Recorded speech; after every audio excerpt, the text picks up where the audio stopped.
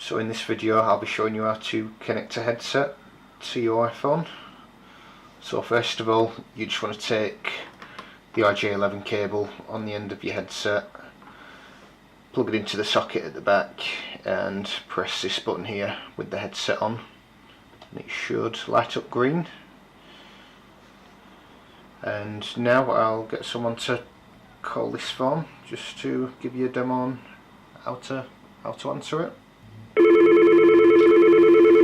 So to answer, you'll see this soft key, it'll just change to answer here, and then you just press the button underneath it. And to end the call, there's a soft key here saying end call, and it's just the button underneath it to terminate the call.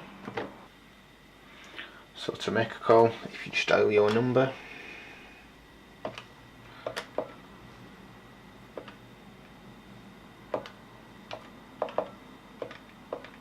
once you're finished, if you just press send,